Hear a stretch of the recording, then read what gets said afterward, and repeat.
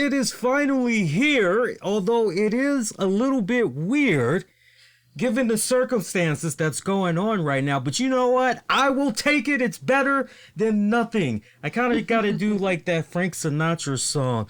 All or nothing at all. Never love has been the deal for me. Don't get me started, because I'm a big Frank Sinatra fan. So much so to the point, the lovely lady here got me a Frank Sinatra Collector Series collection. I'm a sucker for anything Frank Sinatra. But with me, I am not so quick to pick up a Frank Sinatra joint, because 9 times out of 10, I have that song on one of my compilations. But I will bend usually backwards to get that compilation album if it's a case where, it's just those 2 songs, but everything else I haven't heard before. So, because it's weird, all the record labels that he worked with over the years and just how the library is broken up. It's kind of like Elvis to a certain degree. I know you know Elvis. Yeah, he's spaced out all over the place and everything. What's up? Lee Sanders here, joining along with the beautiful and lovely Tammy. Hello. Wrestlemania 36. This is your night 1 of 2 recap. And I'm glad we're doing this for you guys, because I came this close to going, what the hell? What's the point in doing a night 1 coverage when we can just come on Sunday and do the entire recap? But then the more I thought about it, 16 matches. Right. Bless the heart of the listeners that are willing to sit through a pay-per-view recap, going through 16 matches.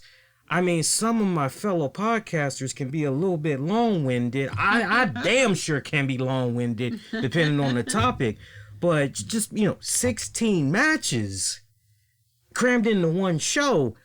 I don't know, man. I don't know. But we were so close to doing night 2 and just making that be the full recap. And then we got the one match that was, well, wait a minute. This is actually going to determine if we're actually going to come on live or not, even though we advertised we were going to be coming on live. What's up, Freddie?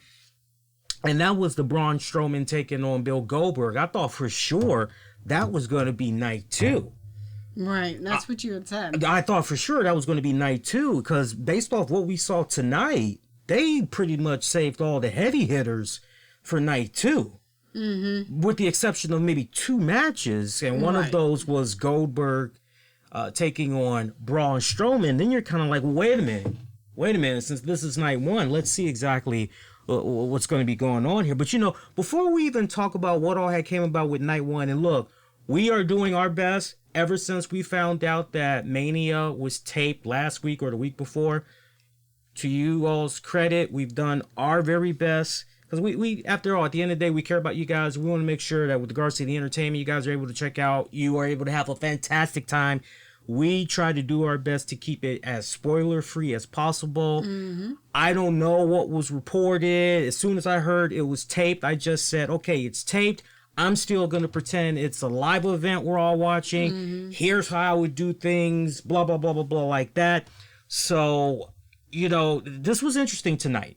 This was very interesting. And we're going to talk about all the stuff that went down night 1, but let's open it up with the return of I Am American Badass.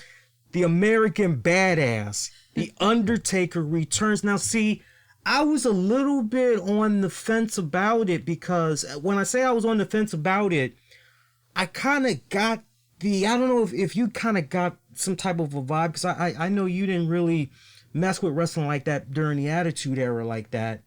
Maybe here and there. Maybe here and there. So, did you ever get a chance to experience American Badass Undertaker first rodeo? Okay, so for me, and I'll have to rely on you all at home, I can't remember if it was this past Monday Night Raw where Undertaker was, as Julian, shout out to Julian was saying, ooh, Undertaker's kind of going a little Negan here. I'm going, yeah, it's kind of got a American Badass vibe to it. And then you couldn't help but go, okay, is he letting us know which Undertaker is going to be showing up at WrestleMania? So you wanted to go, this is American Badass. But then you're like, well, hang on. Let's just see what happens when it comes to this Boneyard match. And that was funny in itself because you had so many people flocking to social media. What's a Boneyard match? I don't get it. What's a Boneyard match? What's a Boneyard match? And I'm just like thinking to myself, dudes, it's a fucking graveyard match. And if you have to ask what a graveyard match is, oh my God, where you been these past 40-something years? Right? But like, come on, you know it's going to kick ass. So we go to this actual match and you're going, and also saying it was Monday that we got the Negan Undertaker there. Mm-hmm. But we get freaking badass Undertaker, the American badass Undertaker tonight for Mania. That was awesome. And shout out to Metallica. Metallica has always been a good sport to the Undertaker over the years.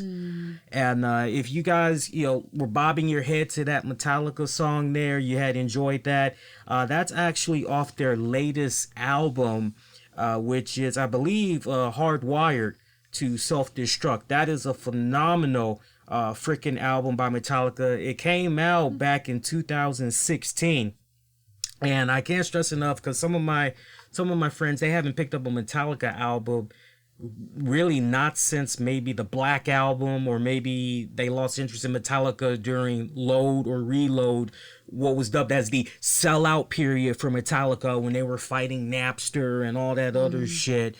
And look at where we are now with regards to the music sharing. Metallica, when it's all said and done, I'm not getting too sideways. It just links with what we're talking about. But it's so interesting because, everybody looked at Metallica when they did what they did against Napster, suing them and everything, taking them to court and everything. And pretty much that was the official collapse of Napster. Metallica had their finger on the pulse, as well as the other musicians that joined along in that multi-class action lawsuit. They had their finger on the pulse back then, understanding where technology was going to be going as far as how people were going to be going about getting their music and everything. They were way ahead of the freaking curve there. But yeah, Hardwired to Self-Destruct from Metallica. You guys are into the metal and everything. Check that album out from beginning to end.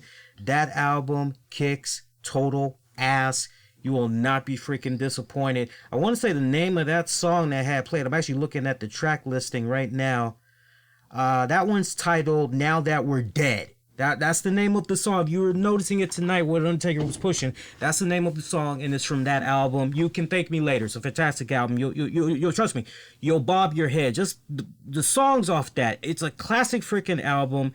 That album, I would also say on top of that Metallica album, I would say Death Magnetic, 2008's Death Magnetic. Those two really saw them go back to their early years, like Ride the Lightning, Kill 'Em All. It really saw them kind of go back to their early garage days, but basically some new flavor, some new funk into it, basically. But two classic freaking albums. But off Hardwired to Self-Destruct, Hardwired, the self-titled track itself, Atlas Rise, Now That We're Dead, Moth into a Flame, Halo on Fire, my personal favorite, Spit Out the Bones, which is a fantastic closer for that album. It's about almost 80 minutes long. You can't go wrong with that. But to see how WWE had went about producing that match, did you get the vibe, and I'll ask everybody else at home, did you get the vibe of when Randy Orton had faced Bray Wyatt, or better yet, when you had Matt Hardy and he was doing the one and only Hardy compound? Did you kind of get that same vibe when you were watching the Boneyard match tonight?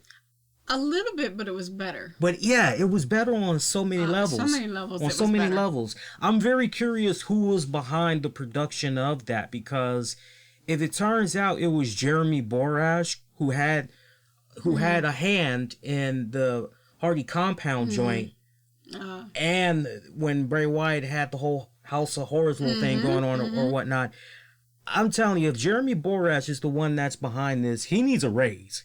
Yes. He needs a significant raise, because what they laid down tonight, if you've been checking out the shows the past couple of weeks, myself, only a small handful of us podcasters were saying collectively, look, this is pre-taped.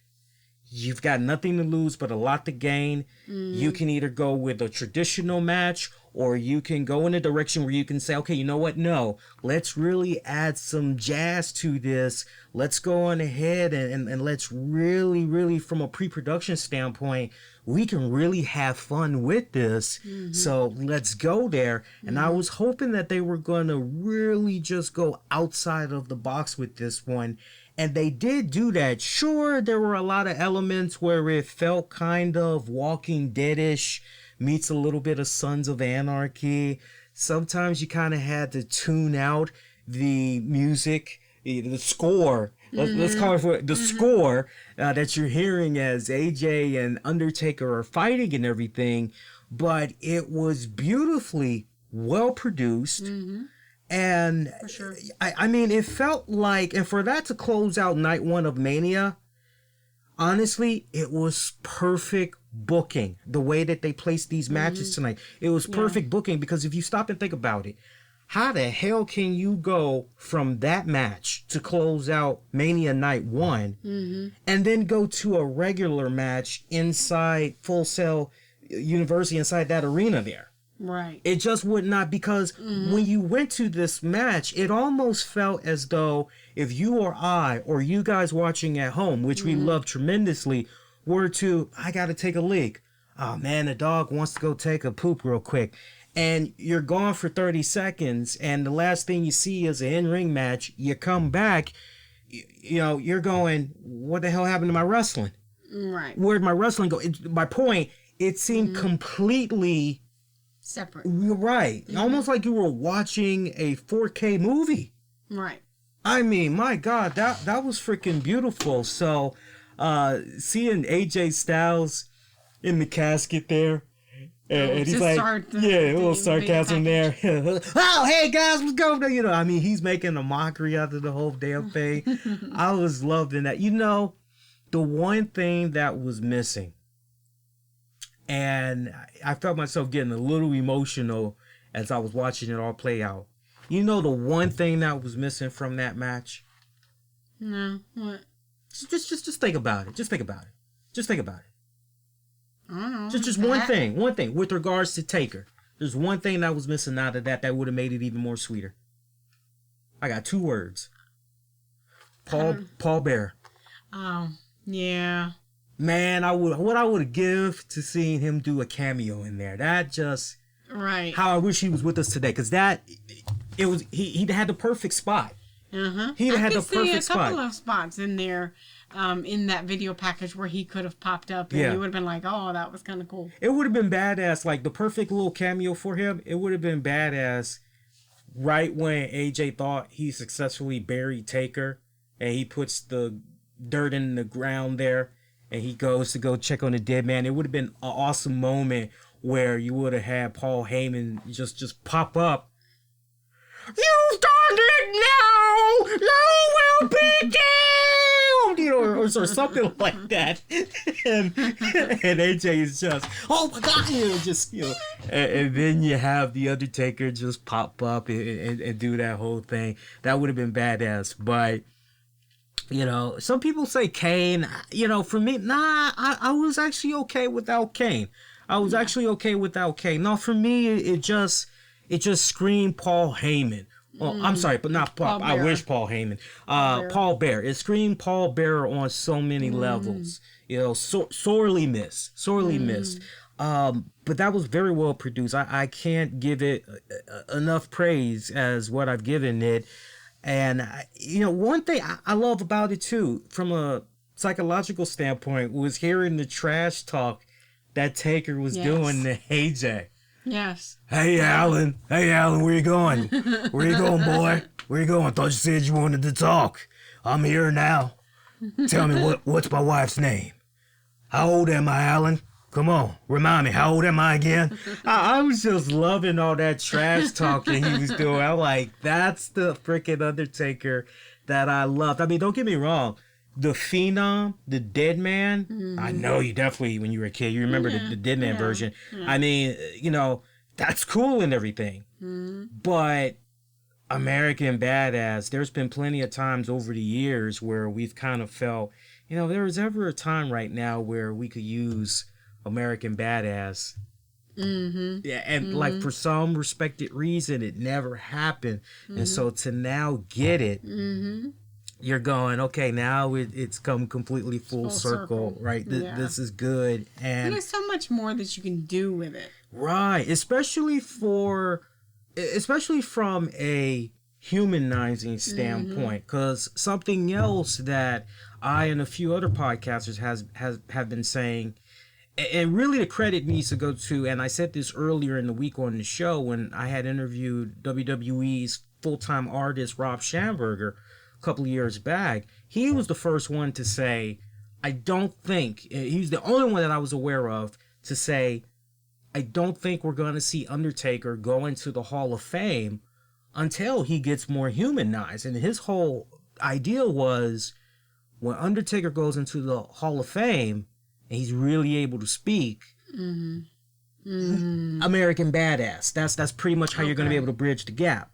And so what we've been seeing with Undertaker over these past couple of years, everything that's been going on with social media and how Taker has been embracing that social media and everything, he's been right down to doing little appearances for college sports games, pre-shows and all that. He's being more social and also talking a lot more about his faith as well, because he's a very religious guy. And so to see all of this coming from him, you put two and two together that, to continue to expect him to, you will rest in peace. Like sooner or later, it's okay. Well, what's going to happen with the Hall of Fame? Right. Are you going to talk on your behalf, or is other people going to be talking for you? So the way that they've gone about doing this over the years, I know that for some people 5, 6, 7 years ago, they wanted American Badass. I'm sure WWE was listening, but their whole thing was, no, we're going to do this in installments. We're going to take our sweet time. Yeah, we're going to take our sweet time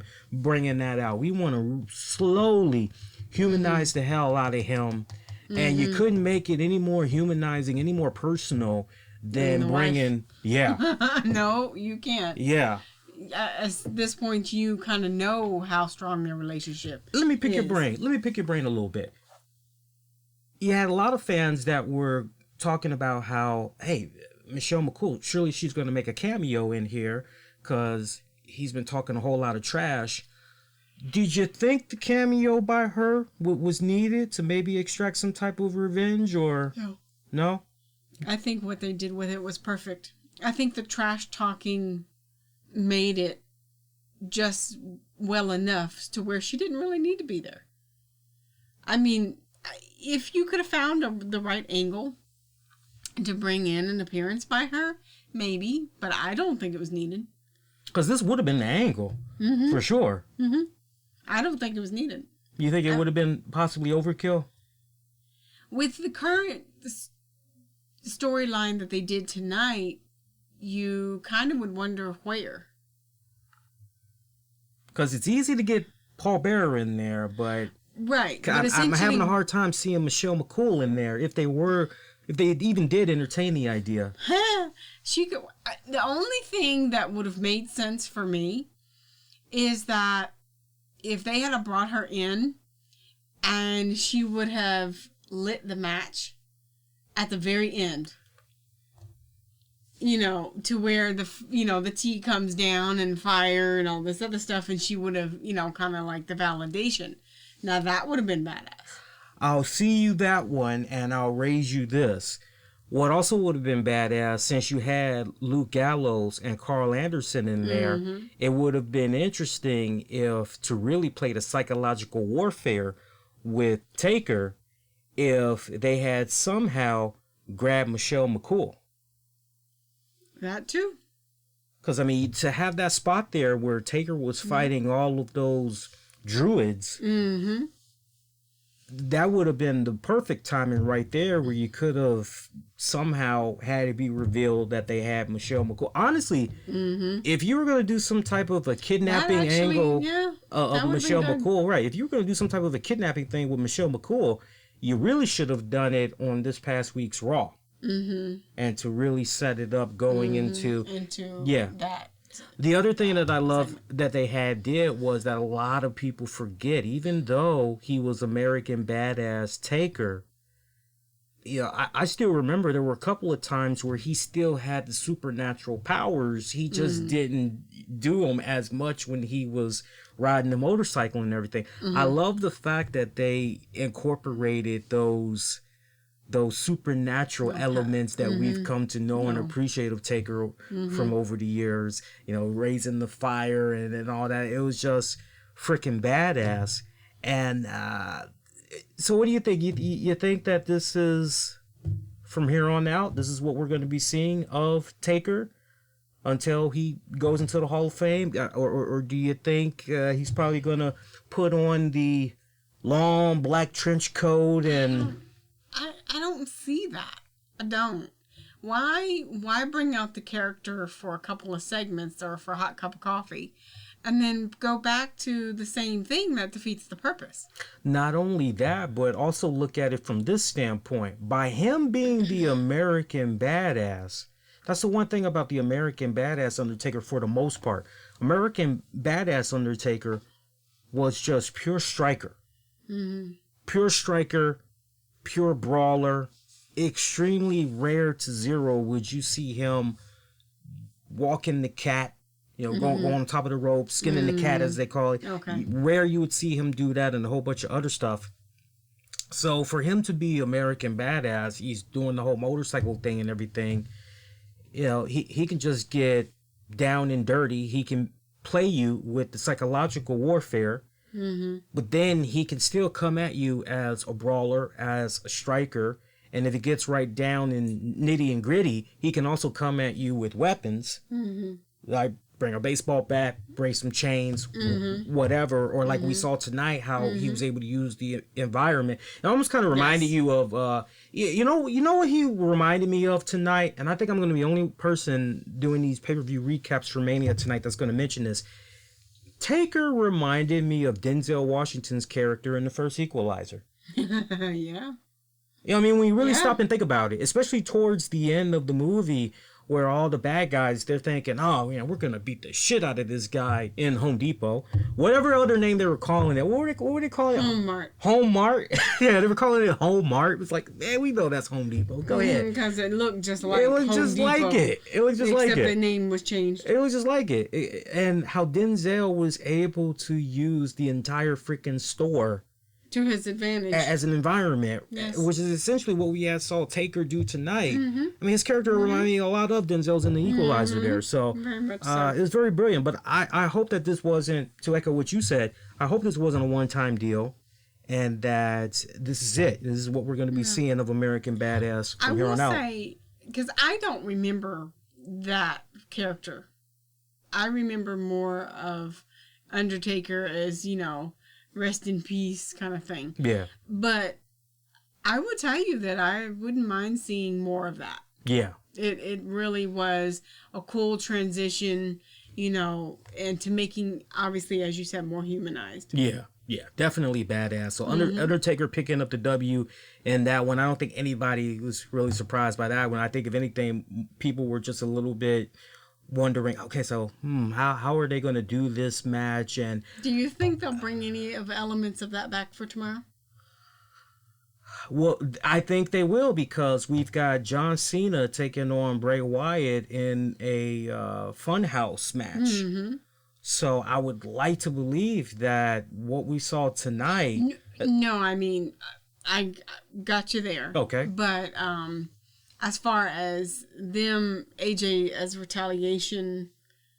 No. Okay. Usually, it's very seldom does WWE like to have feuds continue past WrestleMania. Okay. This really felt like that's it. Okay. I would not be surprised. Now, we got a lot of downtime right now with everything that's going on with COVID-19. And if you are just thinking about things from a storyline perspective, now more than ever, since you're not performing live and in front of people, now more than ever, you need to do like you did it back in the older days, where when you had a Boneyard, a graveyard match, a steel cage match, or what have you, that talent was gone for several weeks. You did not see them less than 24 hours later on the next show.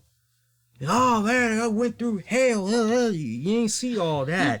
They just do it freaking again the next night. Right. They just freaking disappeared, and you didn't see them for weeks. This is a great opportunity right now where they can let AJ Styles catch up on some rest, catch up with his family, and have that character be off TV.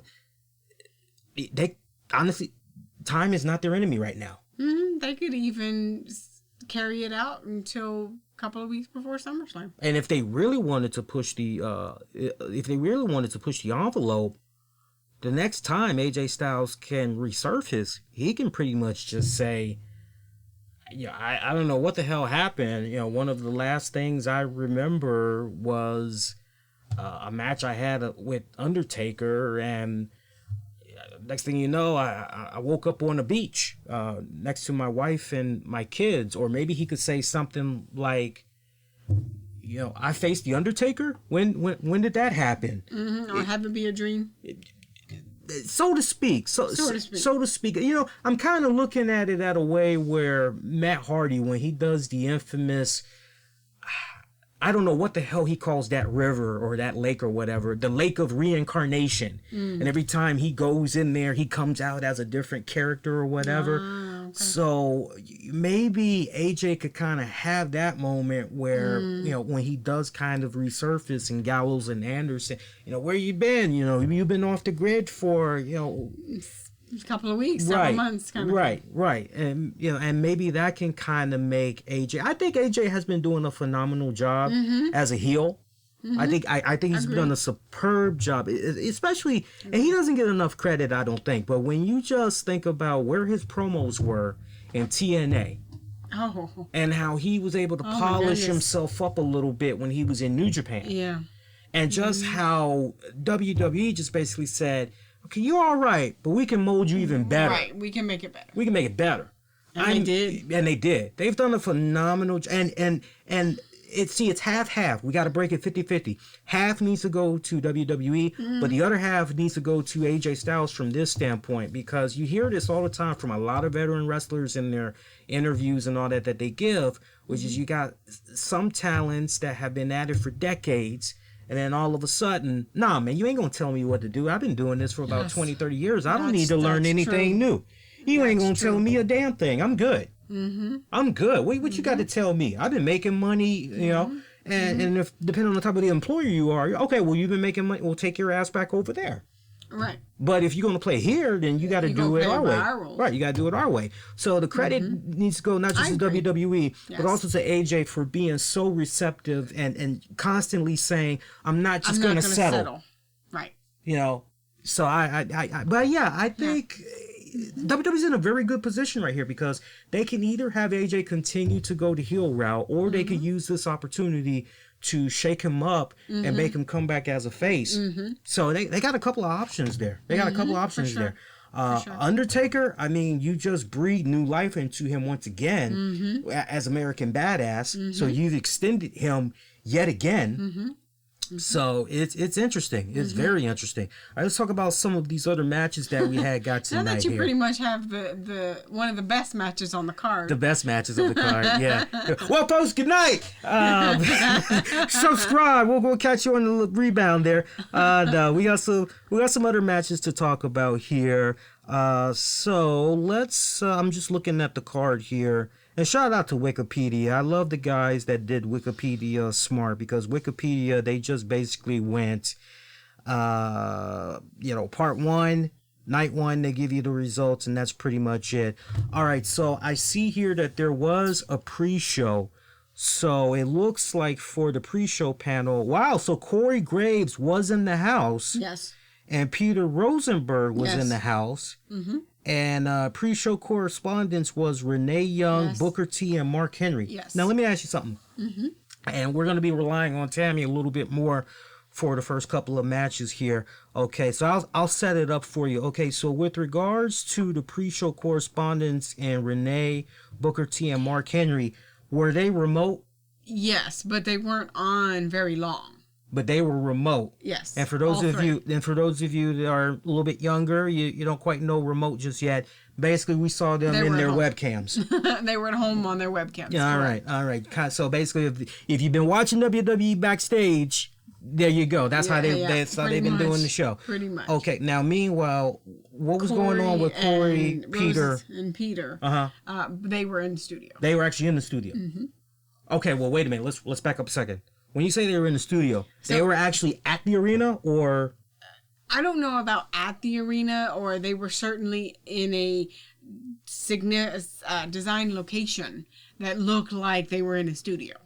So it's possible they might have been in Stamford, Connecticut, because WWE headquarters in Stamford, Connecticut, they can do some filming and all that. They got a couple of studios in there. Yeah. So that's probably where they were, because essentially most of it was created, and then they were both behind a desk. They were both behind a desk. Okay. Mm-hmm. And how Corey look? Because I mean, we haven't seen Corey in weeks. How was he? How was he? How did he sound? Sounded good. Interesting. Sounded good. Sounded strong. Sounded like he normally does. Didn't really act like he missed a beat. To be honest with you. Okay, that's very interesting. Mm-hmm. And then probably the most surprising thing about tonight's pay-per-view event was the fact that our commentators, not Michael Cole, but we saw the return of John Bradshaw Layfield. Correct. Yeah, I was pretty surprised to hear him. I was like, oh, wow. Okay. Yeah. Interesting. He's shaking off the rust, for sure. So he was a bit rusty. Yes. Okay. He was trying his darndest to shake off the rust. It wasn't as polished in any form fashion than it used to be. Okay. For sure. Okay. And rightfully so, because... And rightfully so. I mean, it's been, almost a year? And he's helping them out on a pretty, they're in a bind, basically. Yeah, exactly. And he's stepping up to help them out. Right. Yeah. Okay. But did you kind of get the impression that he was starting to find his right footing as the night progressed? Yes. Okay. For sure. In the beginning, it was a little bit rusty, and he was fumbling his words a bit. But it seems like as the night, went on, he did get a little better, but essentially they did change out, commentators. Because I thought I saw Byron Saxton. Mm-hmm. I'm seeing Byron Saxton was there. Yes. According to the notes here. Mm-hmm. Matter of fact, I remember seeing Byron and Tom. Right. I remember seeing both of them at one point. Okay. Yeah. And then with regards to the pre-show match, looks like we had Cesaro defeat Drew Gulak. That was about 4 minutes and some change. How was that match? A jobber match. That's how it kind of felt to you? Felt like a jobber match. Now, one thing I will say that Cesaro was, he did stand out in the match as the stronger candidate. Yeah. And the one last move before he pinned him, essentially is he had him on his shoulders. Oh, okay. But he wasn't holding him. He had his hands on his hips, and the man was spinning around his head. And it was like, oh, well, that's new. But,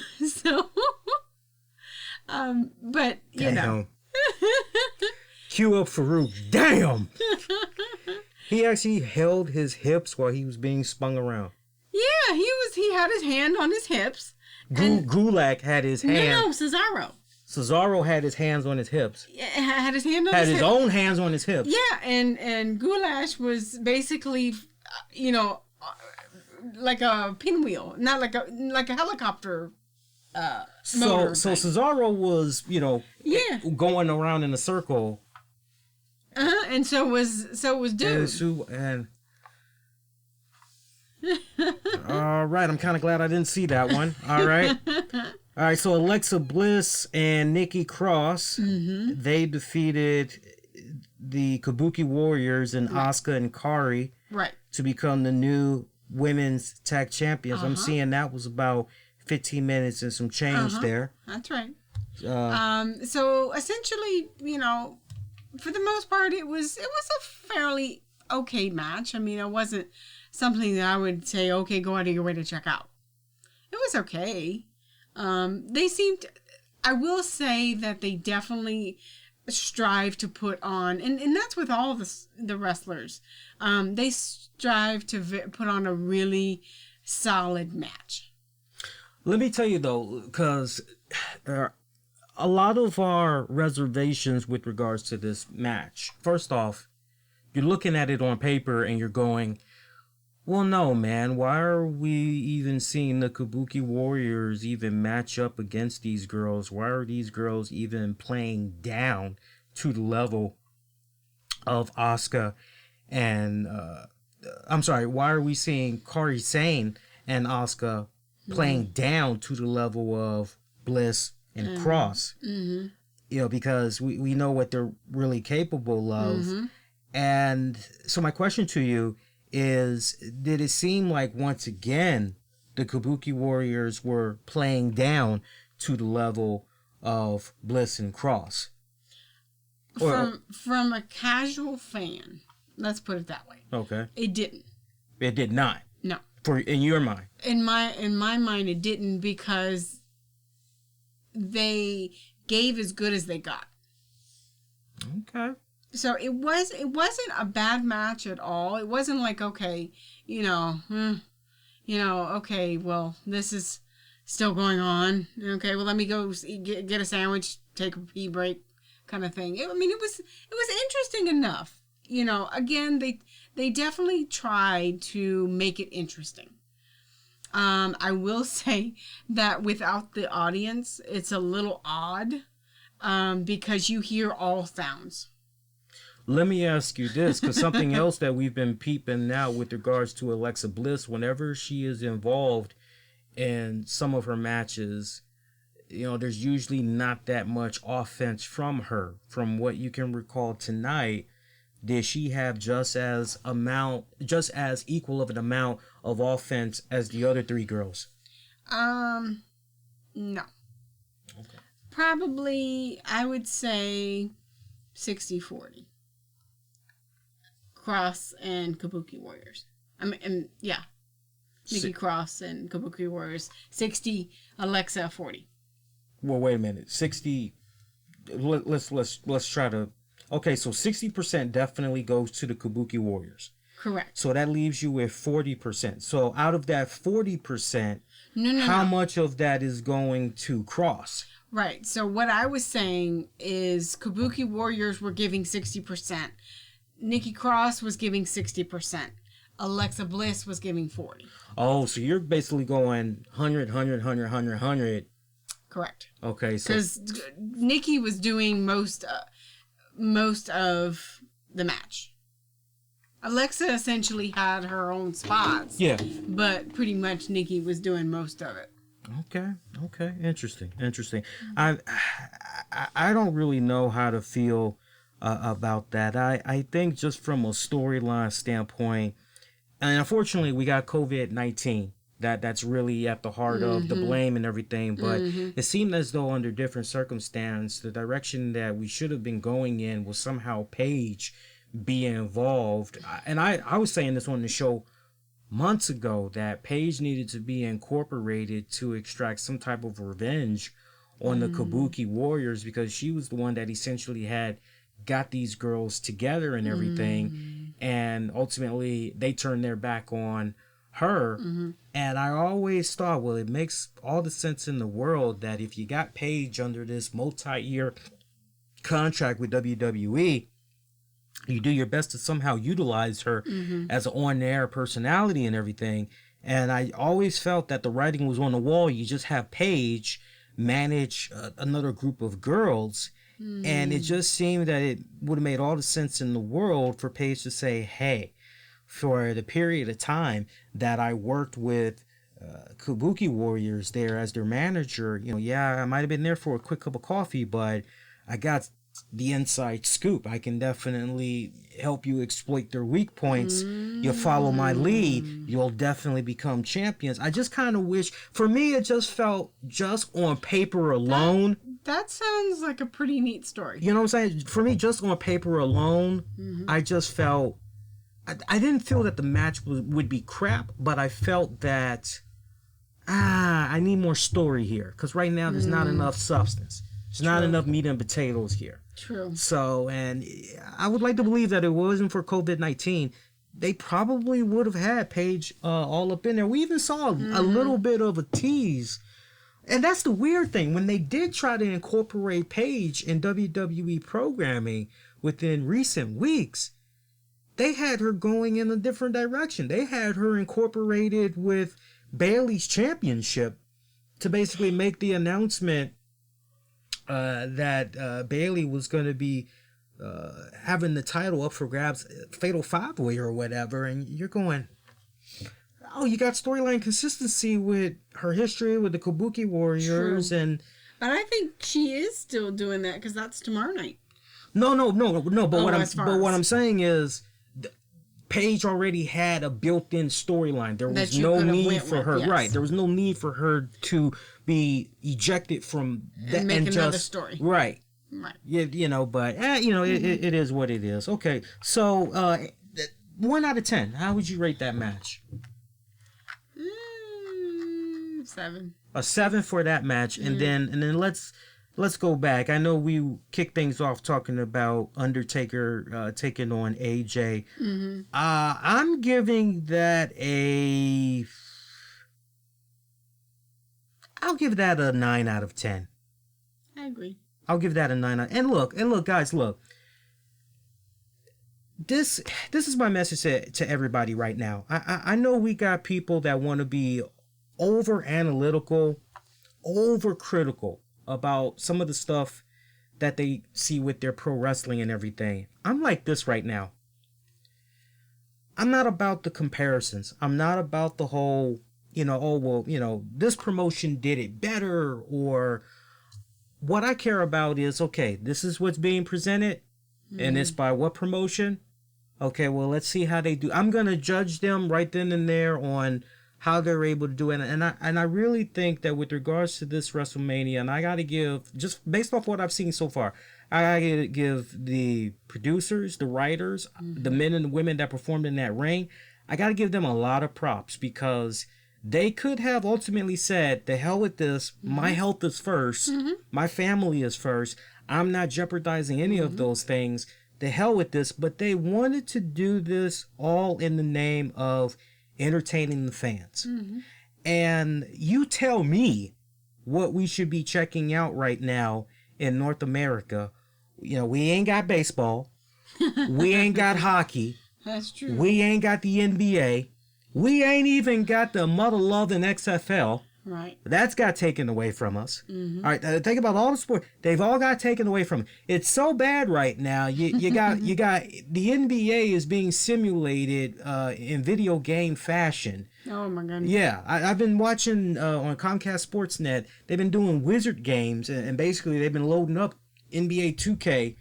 And they there's your basketball game. I wish I was ribbon, but that's how they've been doing it. So, we're all facing a lot of hardship right now, whether it be from a financial standpoint, from a stressful standpoint, from a mental standpoint. To be able to forget about your problems for a couple of hours. And although I don't like the fact that WWE is doing this under the circumstances, they're still doing it. You know what? All right, I'm just going to throw caution into the wind. I am not going to be judgmental, but at the same time, when constructive criticism needs to be given, constructive criticism will be given. But I would say what they did overall tonight with night 1, they did good. So I would say go out of your way. You really got to be open-minded under the circumstances. If you cannot be open-minded, then you probably have no business watching this. Don't bother. Don't even bother. All right, so next up, Elias. Elias defeated King Corbin. Apparently that was about almost 8 minutes there. Did you see any of that? Yeah, so essentially it started off by King Corbin coming out and saying... Pause a second. The last thing we see of Elias on SmackDown was he was fighting King Corbin, and they kept doing every 2 seconds different camera angle, and they ultimately show Elias. It looked like he fell to his death. So we're kind of under the impression, so he's broken. He's in a wheelchair. Yet Elias was able to do this match. Did Elias have a neck brace on or anything? No, he had on tape on the shoulder. But essentially, it started off by King Corbin coming out and saying, hey, I need a ref in the ring. Because, it's obvious that Elias isn't going to be here, so I need you to come in the ring and help me say I'm the winner because he's going to forfeit. And, there's a 5-minute rant about that. Well, not 5 minutes, it's probably about 2. And then all of a sudden, here comes Elias with his guitar. And he whacks him over the head with the guitar. And, of course, they go into the match. But no, he does not have any, besides the taped up shoulder, that's it. So his head wasn't even bandaged? Nope. No, it was not. I know that we're supposed to pretend that WWE superstars are these larger-than-life athletes, and they are almost real-life superheroes. But... you ain't surviving a fall like what he experienced on SmackDown. And okay, yeah, you can do a match. Go ahead.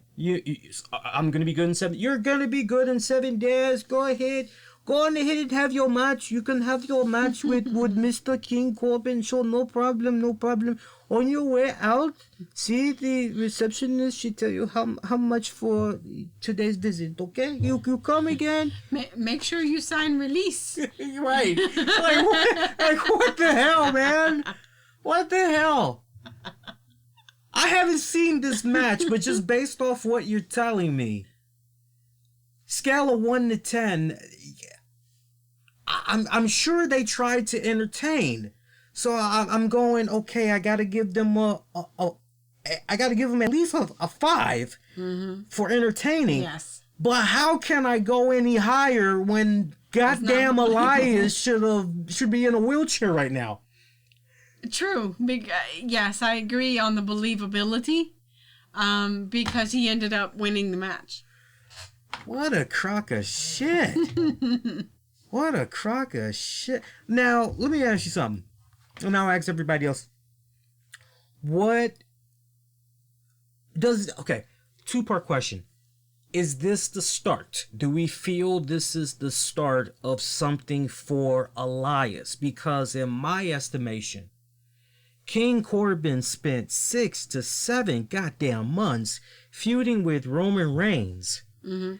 And for me, everybody's opinion is different, but for me, I really felt that as far as these are your proven grounds, I really felt that his feud with Roman, despite the length, he really showed to me that, you know what, maybe he might not be Universal Championship material, but as far as a really good, right, as far as being a really good utility player, having somebody low mid card, he is that guy that you need. So I was really under the impression that with this feud with Elias, I was kind of under the impression that from a booking point, let's toss Baron a bone, because them 6-7 months with Roman, he really stepped his game up and everything. Let's go ahead. And then he had the feud there with Shorty G, right? So you go, okay, all right, cool.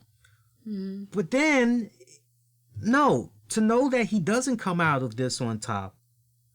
So, two-part question. First one, do we all get any type of a feeling that maybe this is finally going to be the start of something good for Elias? If 2020 is finally going to be the year of Elias. And then the second part to that is, where exactly does King Corbin go from here? Well, that really depends on which way they want to take the storyline for both of them. I think that it would be good to essentially, because they're both mid-carders. Right. So I think it would be a good thing for them to essentially continue their feud. Now, I mean, that's just my own opinion from 2 cents from a distance. Because it seems like he could have, I know that Elias won, but unfortunately, guys, I was actually on my way to pick up Lee. So I didn't quite see all of it. I just happened to hear the fact that he won. So, he can say, oh, well, this was supposed to be my time, or, you cheated me, or something of that nature, some glitch to where he can essentially look at it and say, oh, well, this is my end to get back into getting another match. I just, if you're going to do something like this with Elias, my whole thing is he spent many weeks, even a couple of months, where even after he was drafted to SmackDown, we didn't see him. That's true. We didn't see him. And so I hope that this is something that's going to be... Because, honestly, for me, I actually like the character. Yeah. I do. Yeah. I think he has a lot to offer. And I think he can essentially be a good asset to SmackDown and having a good match with, because I do agree with Lee. Byron Corbin has come a long way. He has. Even in watching the match tonight, he's come a long way. Yeah. Yeah. He's come a long freaking way. Yeah. I'm looking at how the other podcasts did for the pick'ems here. And we got DT. No, we got JD. JD actually, no, Julian. Julian actually is the lead dog right now. He's got 7 out of 16. Okay. JD's coming in 6 out of 16. Looks like you got me, DT, and Mish, and Joe. We're all tied 5 of 16. Oh. And let me see here. I'm just looking at the rest of the card here. And I'm seeing where we all kind of... Yeah, I see where we all messed up. Let me put it to you that way. We'll talk about that in a hot second there. But I don't know. It's just weird. It's just weird. Because, when you look at a guy like Elias, you go, wow, what, the guy has Seth Rollins, Macho Man, Randy Savage, Bruiser Brody. He's got all these different things rolled up in one. With his singing portion of his character. I see what you're saying with the whole not in any ability part, or looks. You're thinking about those times when Rock was out playing the guitar and everything. Yeah, right. I got you. Yeah, he's got all of those things wrapped up in one, and just to see where he is right now, this point in his career, you just expect bigger and better things for him. And here's the other thing that we got to be thinking about too. King Corbin can't continue to go around and be calling himself king, because there should be another. And if you notice us kind of yawning at the time that we're recording this, it is kind of late, so we have been kind of up pretty early today. So, but yeah, like for me, Corbin can't keep calling himself king, because if I'm not mistaken, we're slowly creeping up on a year that he won that King of the Ring tournament to even become king in the first place. Is there another King of the Ring coming up? I believe so. I mean, everything's kind of up in the air right now with COVID. So, well, that's true. So he'll probably use it until he has to give it up. I guess, or unless you do some type of a match where... Not that there's a silly little stipulation where he can no longer call himself king, but unless you do some type of a match where he is just decimated to the point he can't even be going around calling himself. That's a story in itself, yeah.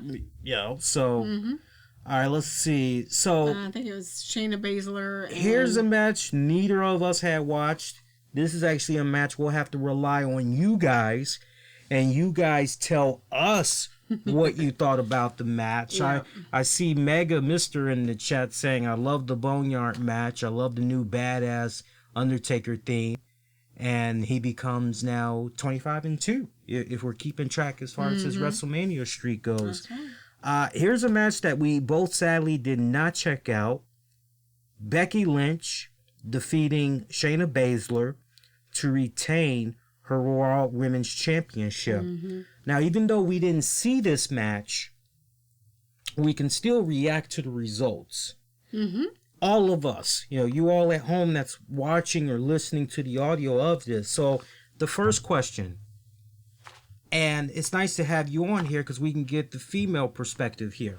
Based off everything that you've been seeing with the Becky Lynch character, from the infamous night where she got bloodied up unintentionally by Nia Jax, and that pretty much was what made the wrestling world take notice of her. The bloody nose, face, and all of that, and she's in the crowd, and we've seen that image burn in our mind constantly and everything. And it's so funny too because not for nothing, but she really was not the first female within recent years to have a bloodied up face and taking it like a soldier. Good fun trivia for you guys if you know the other women before Becky that did that. But seeing everything that's been coming about with the Becky Lynch character from then to now, did WWE get it right by leaving the title on her, or should they have given it to Shayna? Shayna, in her abilities, is spot on. Shayna, in her promos, not so much. I gotta probe you some more because that's what I do best. What is it about her promos? They're not strong enough. What would make her promos? Okay, so what is she lacking in? Why are they not strong enough? Conviction. Well, again, I gotta probe again. The little bit that I saw of the promos that I saw from her, they lacked conviction. They lacked matter of fact. They weren't as believable. Let me jump in. At least to me. But we're sold on the fact that this is a bona fide girl that dominated in the MMA world in her own right. Agreed. But you're saying that... No, that's what I'm saying is in her ability, I'm confident. In her promos, not so confident. So you have a problem right now with the personality. Correct. And I don't know that with that if she's ready. Interesting. Wow. That just I appreciate that. Yeah. That's why we have her here, because it's nice to get that casual. Yeah, and she's a gingerly casual wrestling fan, so it's nice to, I mean, she'll see if I have it on. Tammy will sit down, she'll watch it, she'll pick my brain. And she's pretty witty. She picks up a lot of times. She'll pick up on shit I wasn't even thinking about in the strangest way. So now let me ask you this: is Shayna mostly to blame for how you and maybe other fans may be feeling about her right now, or does she only deserve part of the blame? Because for me, I hear where everybody is coming from. For me, I'm not going to say it's not time. Because for me, my whole thing is, hey, let's see how that goes when the boss talks to you on Monday and says you're getting a promotion. And that means you're going to get an additional, 5, 10, or your salary went up by $5,000 or whatever. What are you going to say? But I've only, you're going to, well, I appreciate the opportunity, boss. I'll do my best. Right. But, my question to you is, y'all feeling the way that you feel about Baszler, does she deserve any part of the blame? And if not, and we're looking at it from a WWE perspective, then the question becomes, well, what more should WWE be doing to help get Shayna over more? The only thing that I can see as far as getting her over more is essentially working on her promo spots. Other than that, she's ready. Because I've seen her in-ring work. And it's damn good. Yeah. It is. That part is, there's nothing to complain about there. Not a thing. And not that I'm complaining, just observation. Do you think, now let me pose this question. Do you think without Jasmine Duke and Marina Shafir, who were constantly by her side in NXT, do you think, everybody I'm asking this question to, do you think that it has put more of a bigger spotlight on what she's lacking in? Like that it's heightened it even more? Yeah. Because it's a bigger stage. And it's, more, not to say more eyes on the product, it's just a bigger stage to where they expect more. Because NXT is essentially the grooming part of WWE. I like that. You said grooming part. Because it's true. It is a grooming part. Yeah. So now it's like, okay, well, now we're finished grooming you. Mm-hmm. So now we expect a higher level of your character than we expected in NXT.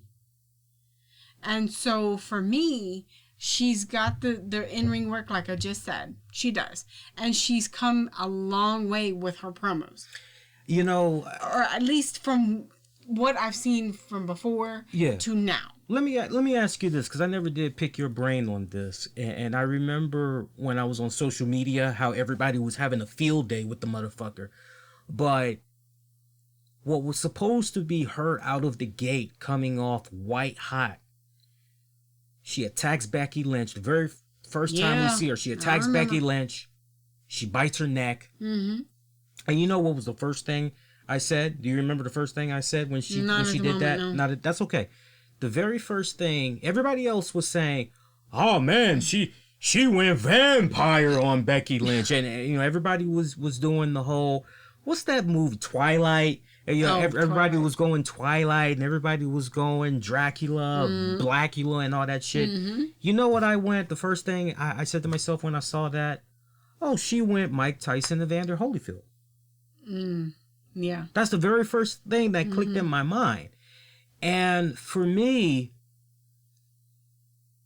I got it, but I don't really think WWE really realized, what they had and how they really should have gone about it and everything. Mm-hmm. But that did, in my estimation, more harm to her than good, because it made her very comical rather than make it seem as though she is a loose cannon, a bipolar, explosive. Mm-hmm.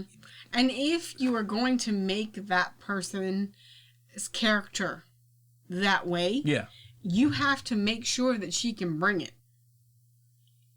Kind of like if you're going to make an audience think that this person is certifiable, then you have to have a strong character like Bray Wyatt. It really would have been interesting. Yeah, honestly, I really wish that every single time Shayna Baszler was face-to-face with Becky Lynch, I really just wish Shayna would just be quick-witted with the assaults. Mm-hmm. Where was her, where was her the week after she does what she does to Becky Lynch? Where is that moment where she's face-to-face with her, next week or whatever? Because think about this. Mm-hmm. The very next week, after that whole biting on the neck went down, rather than Becky Lynch come out pissed off that this girl bit her and she had to get shots and make sure everything she was okay and everything, she's just coming out like Conor fucking McGregor on the commentating booth, and she's just yucking and everything.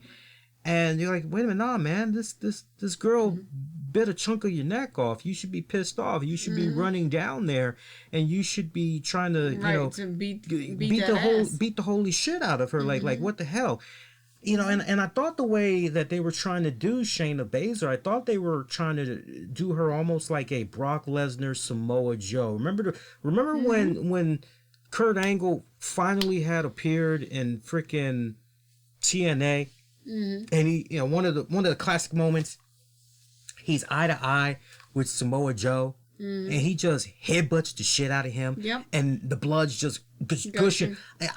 I was looking for something like that with Shayna, where like every single time you get these girls just a couple of feet away from each other, Shayna just has to do something ugly. Brawling. Right down to the point you go to one of the final Raws, Becky Lynch is showing up in a rig. And I said this on the show earlier in the week, I think it was, or last week. I said, okay, Raw is trying to kill 3 hours. They got Becky Lynch getting off of this monster truck. Remember that little commercial back in the day with the little kid? Monster truck! Oh, yeah. They got her getting off this big-ass rig. And you're going, oh, a prop. Right. Where's Shayna? Shayna's going to fuck this rig up, right? Mm-hmm. Shayna doesn't ever touch the fucking rig. What was the whole point of us seeing the goddamn rig? Have someone that's got that kind of rage to bite somebody, right? That whole segment should have happened maybe the episode before WrestleMania, right? Not a month ago. Yeah.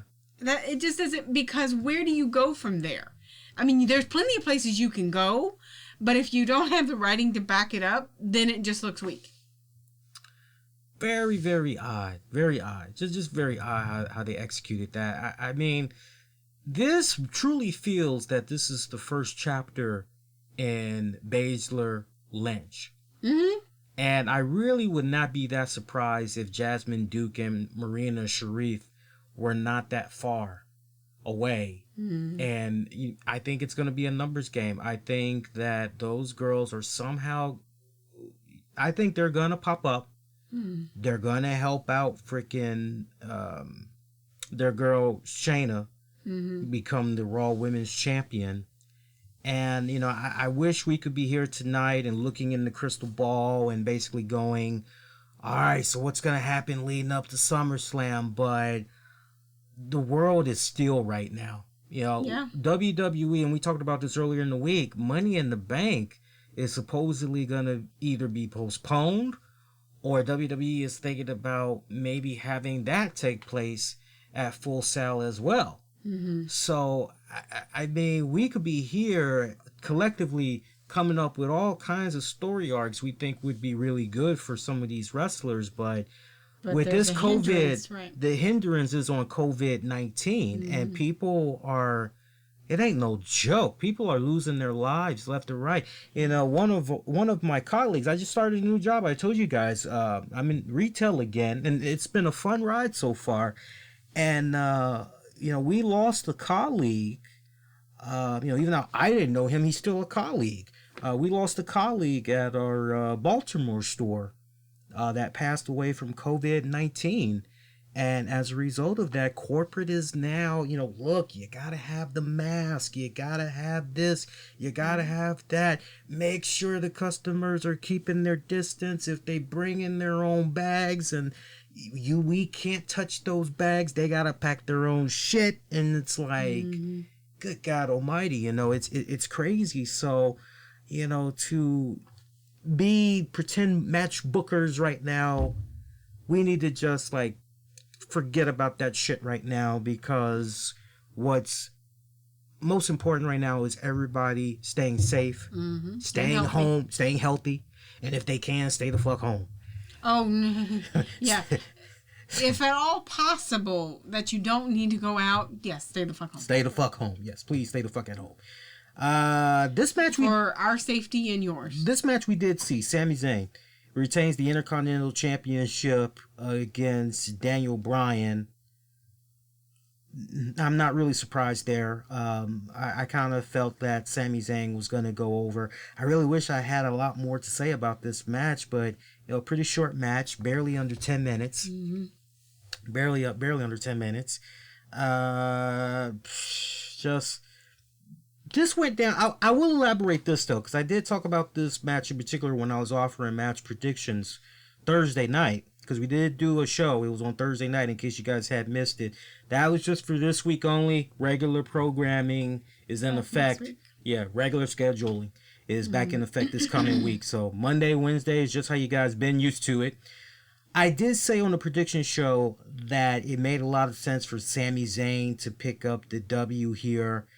And if anything, Drew Gulak kind of treats Daniel Bryan like Rocky and Apollo, where Drew Gulak is Apollo and he's saying to Creed, well, there's holes in your game. You didn't become the Intercontinental Champion because blah, blah, blah, blah, blah. And with the current story arc that's been going on with Daniel Bryan and Drew Gulak, going off of their infamous match that they had at the last pay-per-view, Gulak was saying to Bryan, I've studied you for so many years. I know a lot about you. I know what you're getting ready to do before you are even ready to do it and everything. And Daniel Bryan, even though he came out with the W against Gulak, he was so impressed with him in storyline that, hey, you really took me to my limit. You really did show me holes in my game. I want to learn from you. Please, I mean it. Teach me, show me what's up. This kind of feels as though Gulak, in a friendly competitive spirit, would come at Bryan and say, you could have had it, but you got some holes in your game. Here's where you messed up. Mm-hmm. Now, support me just as I supported you, and watch how I do it. I guarantee I'm going to be the Intercontinental Champion. So it kind of feels like maybe that's the direction that they're going to be going in, which I honestly, I don't have a problem with that whatsoever. John Morrison and The Miz, they retained their SmackDown tag titles against Jimmy Uso and Kofi Kingston in a triple threat ladder match. That actually was pretty great. But as you guys may or may not have heard, Miz was not there. Miz was not there, yes.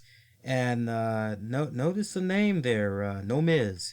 So it was John Morrison defending both titles by himself against the other tag teams that were intact. So first question, what do we think is going on with The Miz? We had reports out there that the Usos were extremely pissed that Miz had came to the last batch of WWE tapings and he was sick. And hate to speculate, but what did we say right here on Wrestling with the Topics? What did we say? We said hopefully a situation does not occur where a WWE wrestler gets COVID-19, because if a wrestler gets COVID-19, that shit's going to get shut down. Like, as far as WWE, you have no choice, but at that point, WWE can't, and other companies would fall in suit. Because if it can happen to WWE, then it obviously can happen to said promotion. Right. So. Well, the other thing is, I'm not saying he does. They basically all they said was no Miz. Right. That was all they said. They didn't say he was sick. They didn't say anything of that nature. I guess to the days following, we'll find some more, information about that. Yeah. I know that Lee said, he wasn't feeling good. I pray that is not the case. Just from all the stories I've already heard on this lovely virus. So, you okay with Miz and Morrison retaining? Yeah. I mean, hell, they're still relatively new. As a union, I didn't even know. Yeah. Actually, when I was looking at it, I didn't even know that they were a tag team. What a little bit you've been seeing so far? How have you been enjoying the return of John Morrison in the WWE? I know you're mainly used to seeing him in Impact. And I remember him when he was in WWE. You do? The first round. Okay, good. So, because we've seen him since then. We've seen him in Impact back then. We've seen him in Impact. Mm-hmm. We've seen him in Lucha right. Underground. Right. How have you been liking him in WWE this go round so far? Just what you've been seeing. Thus far, it seems pretty good. It seems like, he hasn't really missed much. They'd be a fool to not put him in the main event. Great looking dude like that. Great looking body and everything. Mm-hmm. Yeah. So I mean, for me, I have seen a lot of him as far as the first go round in WWE, and then obviously on the other promotions like Impact and things like that. Seems like he hasn't missed a step, and it seems like they've definitely got something there. Right. And once again, and guys, look, I love it when you guys try to put your own ideas out there as far as, what you'd like to see happen going into the next pay-per-view. This is my challenge to you guys. As fun as it is to do that, this isn't the time, because we're dealing with a health crisis. I really, for you younger guys out there, don't take what's going on right now as a joke. There are people that are as young as 1 to 29, people in their 40s. This COVID is no fucking joke. It doesn't discriminate. Age, it doesn't discriminate. Gender, it does not discriminate. Anything. It does not discriminate. So, I say that because I've seen a couple of comments where people were trying to do like fantasy. Let's not do the fantasy bookings right now. Let's just take this one day at a time. Let's deal with it 1 week at a time, that we're getting the programming from WWE, because for all we know, we also need to kind of have this in the back of our mind. I don't think it's going to happen, but this is something that I've been saying off and on the past couple of weeks. If there was ever a time for WWE to have an off season, this is that time, and the fans would understand it. If there was ever a time to let's just do Mania, and for the next couple of weeks, we're just showing greatest hits compilations until this shit smooths the fuck out. Because the last thing we need is a talent getting infected with this shit. Right. And then we got to scrounge around and test everybody and hope that they don't get it. But then even at that, even when you do that first initial testing and they pass, who's to say that in a week, or a couple of days later is when the symptoms really manifest. Right. Once the incubation period is over, then it's because there are some people who don't have any symptoms at all. Right. Idris Elba was a prime example. He got diagnosed with COVID-19, and when he was sharing his diagnosis and everything, and talking about his symptoms. He said he felt as fine as a horse. Nothing was going. He felt good, and it turns out he had the shit. Right. So let's not do the fantasy booking right now, and let's just deal with what we get on a week-to-week basis by the WWE until otherwise. I mean, it's fun. Don't get me wrong. I'm normally there with you guys, but this isn't the time to be doing the fantasy booking, thinking about what's going to be happening 3, 4, 5 months down the road. We got to get through these first 90 days first, okay? All right, so we got a couple of more matches here for night one. We talked about Taker and AJ, so we can definitely, we don't need to bring that up again. Kevin Owens taking on Seth Rollins, man. Okay, so KO wins by disqualification because Seth Rollins used, I guess, the bell, the timekeeping bell. He used that, smacked it up against his head. But then Kevin Owens gets on the microphone and pretty much says, not like this. Nah, I'm not going to have it in this way. You and me, let's do this once and for all. Let's go in here and let's... So then it becomes a no DQ match and everything. And I can't quite put my finger on it, babe, but this match for me, it didn't do anything. There's a couple of bright spots, but it wasn't... For me, look, the spot where KO did the little dive off the WrestleMania logo, sign. Yeah, that was nice. Now, that's, yeah. I like that, but other than that... About it. I mean, for me, that was really the only bright spot that I Yeah, I mean, for me, I think my issue with this match, I just... I just don't think the chemistry was clicking between the two. I agree. You know? It felt like a lot of talking at and just kind of getting through the match. Well, let me take it a step further. Or at least... I know he don't like me. It's well documented. I know he don't like me. I don't care.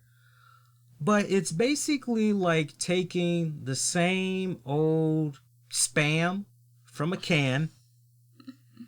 You come home, you're excited, and you're going, oh boy, I got my fork, I got my knife. What am I going to eat? Spam. Oh. Well, you're going grocery shopping tomorrow, right? Oh, yeah, I'm going to buy bread, I'm going to buy lettuce and cheese. I'm going to buy the usual. Oh, okay. All right, well, how's that Spam? Oh, it's good. You want some mayo or mustard with it? Yeah, sure. You come home the next day. I got my fork. I got my knife. There's going to be some bomb-ass food because the honey went grocery shopping. What do we got to eat tonight? Spam. But this time it's fried and it's got cheese on it. Oh.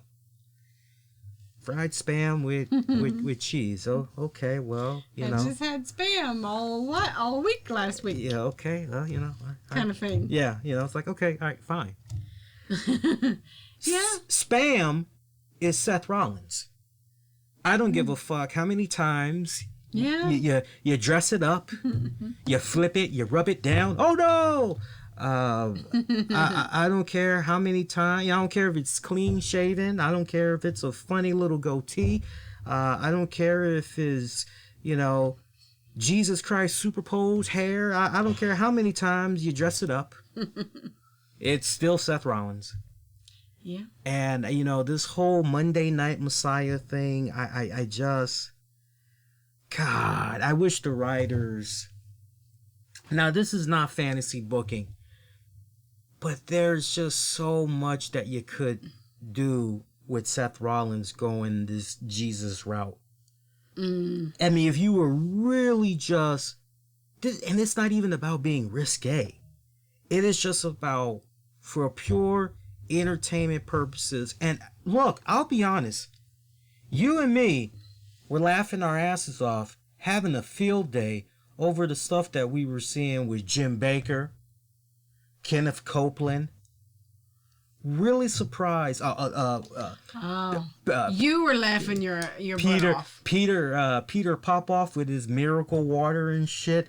I'm really surprised that do you remember one of my all-time favorite Steve Martin movies aside from The Jerk?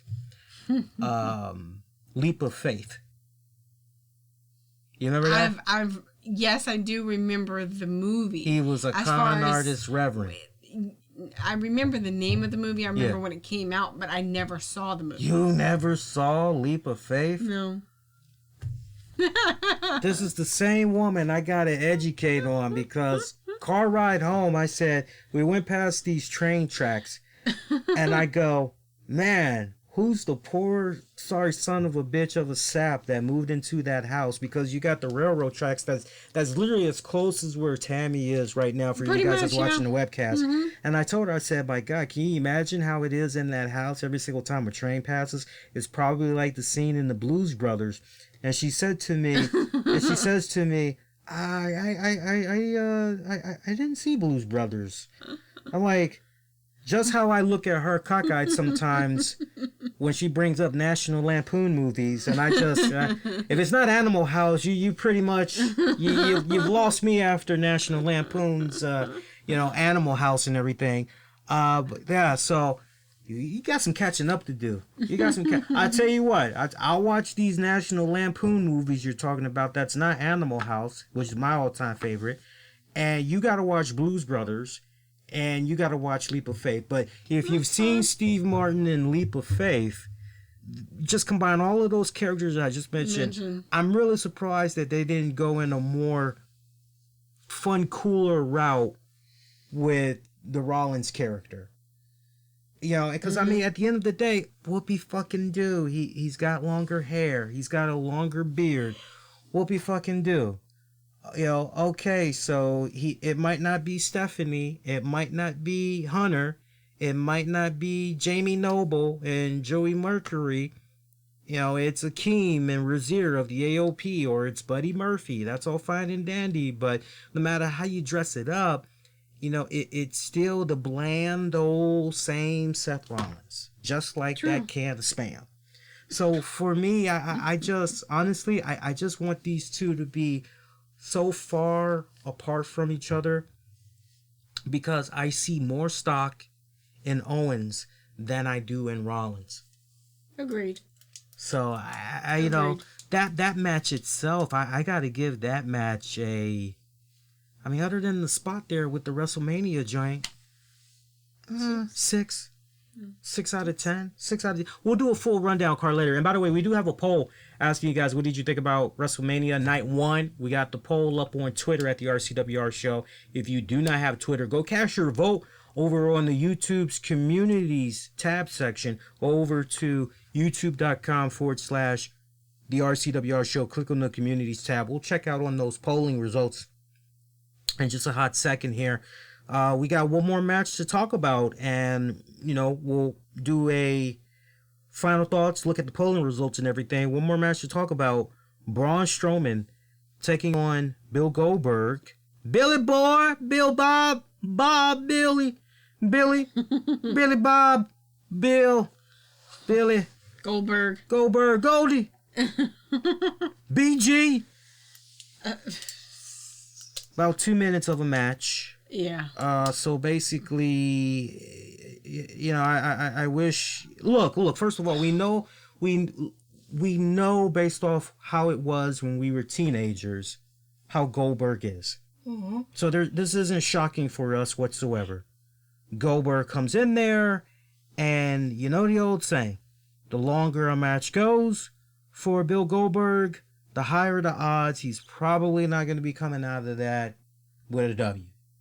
Goldberg has, you know, even as far back as the WCW days, Goldberg is always one of them. Hit him up, beat him up, make it fast.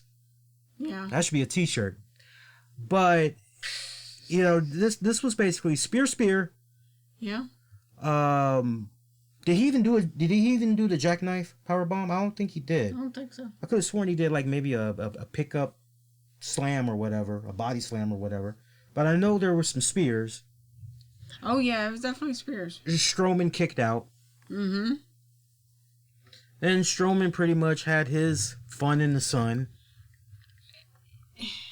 And we got a new Universal Champion. And his name is Braun Strowman. Keep in mind that Roman Reigns, you know, you talk about Miz not having, by WWE standards, them not even acknowledging what's going on with Miz. They didn't acknowledge Roman either, besides the fact that he was in the beginning intro package. Right. That was it.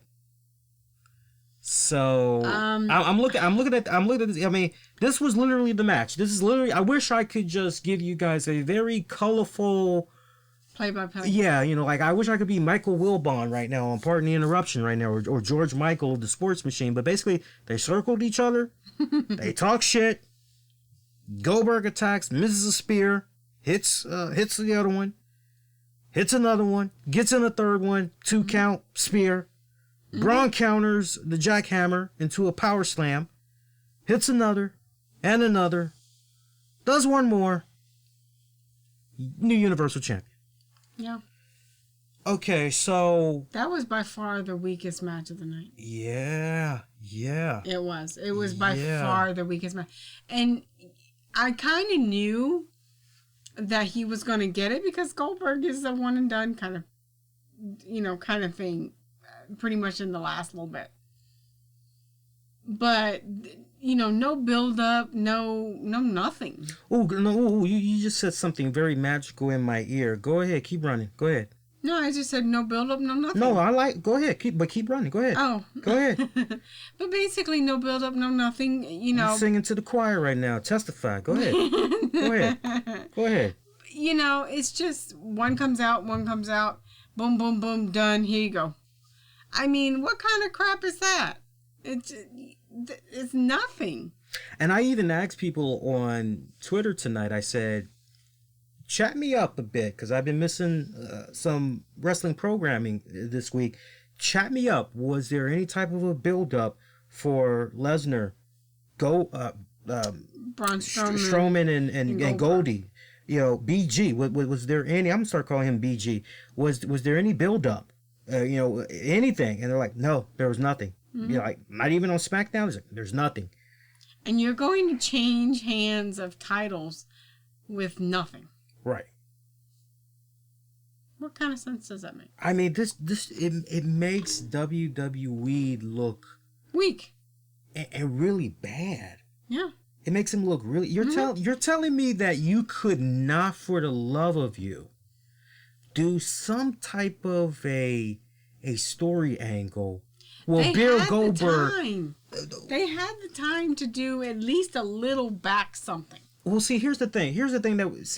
And I think the more time that goes by, the better accuracy we'll kind of know when Roman's mind was made up that he was going to back out of Mania.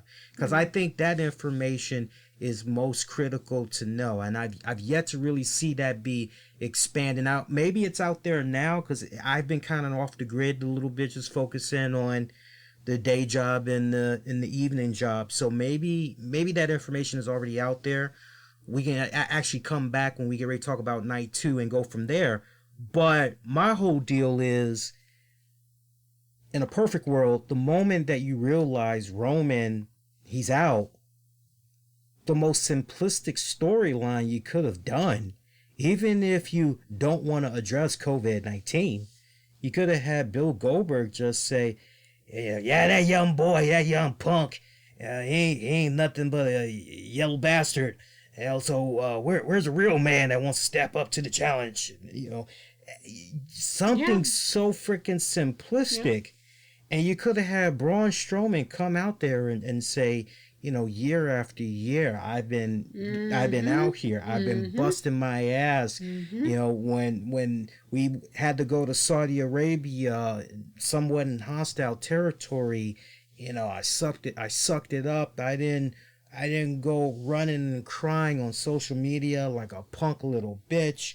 You know, I didn't try to hold up the McMahon family for millions of dollars just to get me to go. I did it because I cared about the fans. I wanted to entertain. If there was ever a time where you could have done something to essentially build up Braun Strowman from out of fucking thin air. Right. You had the opportunity to do it. You could have even done something as simplistic as Braun Strowman just busting out a freaking cell phone video and saying something, you know, while he's outside or whatever. And that could have made the splash waves on the internet and everything. So for WWE to not go in any of those respected directions and just, you know, not only out of thin air, we're going to go with Braun Strowman, but then just out of thin air, Braun's going to be the champion. Right. You just can't help but go, What? Notice I didn't even bring up the whole social media controversy that Braun Strowman was involved in from a couple of weeks ago. I'm sure that's still on the minds of a lot of people. I can put that to the side and just say Braun should have thought before he posted. Yes. So I can easily put that to the side and just forget about that. Can't ignore that other shit, though. That's not all on him. I get it. But for WWE to just... Yeah, it leaves me very, very baffled. I would have preferred it if WWE would have just said, like I was saying the past couple of weeks, Cena versus Wyatt, winner of that, number one contender, face Goldie for the championship. And then at a later date, you know, if you want to give it to Cena, well, let's be honest, Cena's schedule, forget about it. Yeah. Put it back on Bray. And then eventually you can do, so Bray advances, obviously. But then this is where it gets tricky. Do you have Bray take the title off of Goldie? Or do you have Goldie retain, and you just do Goldie and Roman at a later date. Mm-hmm. We don't need to know, we don't need to do fantasy booking. You just have it be on that cliffhanger like that. And then just when things get back to normal, fans can start coming to the arenas again and everything. Mm-hmm. Now it's, okay, now we can go in this direction. They just totally dropped the ball with this one. Mm-hmm. Oh, for sure. I mean, I can't shit on Braun Strowman. He comes off as a likable dude. He comes off as a hardworking motherfucker. This is a guy that you, me, everybody else, we've been on that bandwagon of Braun time and time again. And it seemed as though there was a period in time where they were going to. And then all of a sudden, well, nope, nothing. Right. This came off to me, just to me. It came off like, well, we were going to drop the strap to Roman anyway, so why don't we just give it to him since he's taking his place. That's just how it came off to me. It just came off so rushed. It came off so storyline wasn't even there, and they didn't even try. It was almost like, okay, well, that's about as much energy as I got from Goldberg. Right. And I'm done. And it's kind of like, well, damn, you didn't even try. So not only did we not get a storyline behind the match, barely. Right. Okay, now we've got a shitty match, and this shitty match, you might as well have had Bill Goldberg walk out to the ring and say, here you go. Yeah. Yeah. I mean, Merry Christmas. What's the car commercial he be doing? What's the car? What's he doing? Toyota? Goldberg? I think he's the Santa Claus for the Toyota commercials or whatever. he could have just came right on. Here you go, boys. Get ready to go do another car commercial, and just and just be gone. It's just yeah. I just question the poor booking of that one. Was it a case where there's really no excuse in this day and age? I mean, in this day and age where... And they've had enough time. Even do remotely. Something. Even remotely. I mean, look, you and me just earlier this week were watching... him on the phone with Vince McMahon. You and me... At home. You and me remotely... I'm sorry. You and me were watching Conan O'Brien. Oh, yeah, and Adam Sandler. Who had a special guest, Adam Sandler. Mm-hmm. And Conan was doing his show remotely from home. Yeah. And he had Adam Sandler and everybody that was joining him remotely. We've seen Talking Dead now for a couple of episodes. They're able to do what they need to do remotely. Yeah. Skip and Shannon, Undisputed, they're able to do what they needed to do remotely. First things first, doing their thing remotely. Okay, if you don't have the person there, I get that. Mm-hmm. But you gotta build something. You can't just go off of the name value. Correct. And just, we got the fans in the palm of our hands. Right. I gotta say, of all the matches, that is the one I can put to the side what I saw in the match, because with a Goldberg match, Goldberg ain't known for being technical. Goldberg ain't known for being technical. So I can put that to the side, and I can just two powerhouses going at it. Right. But god damn it, make me give a flying you-know-what. Mm-hmm. Give me a background. Give me something. Mm-hmm. All the other matches here on this card, just going back one last time here to these matches for night one. Alexa Bliss, Nicky Cross, Kabuki Warriors, storyline. Elias, King Corbin, storyline. Becky, Baszler, storyline. Sammy, Daniel Bryan, mixed in with Gulak, and Cesaro and all that, storyline. Cesaro taking on Gulak, storyline. Morrison, Uso, Kingston, storyline. Owens, Rollins, storyline. Taker, Styles, storyline. Strowman, Goldberg, no freaking storyline. Nope. That's unacceptable. It's almost just, he's out? Fuck it, the match, we don't care anyway. Yeah. Yeah. That's exactly how it came off. You know, it's just But let's give a star rating here. Okay, so going from my rating doesn't matter. What you saw of Cesaro and Gulak, 1 to 10, what would you give that? 5. Bliss Cross taking on Kabuki Warriors. 6. Elias taking on Corbin. 6. You did not see Lynch taking on Baszler, correct? No. All right. So no rating for that one. Mm-hmm. Sammy taking on Daniel Bryan. I'd give that a 6 out of 10. Mm-hmm. What's your rating? Yeah, same. Okay. Morrison defending the tag titles against Usos. Kofi Kingston. Wait a minute. Hang on a second here. John Morrison defending the tag titles against Jimmy Uso and Kofi Kingston. Right. Oh, wow. Interesting. So where was the... I missed that. Where was the other Uso? I guess they were trying to... One. Really? Mm-hmm. Interesting. Very interesting. I can't believe I didn't catch that earlier. I would give that a 7 out of 10. What you giving that one? Yeah, I agree with you on a 7. Okay. And Kevin Owens taking on Seth Rollins. No disqualification match. 5 out of 10. I'll give it a 5. 5 out of 10. Braun Strowman taking on Bill Goldberg. I normally like to give at least a 5 for effort. Because I always try to factor in the presentation by the performers.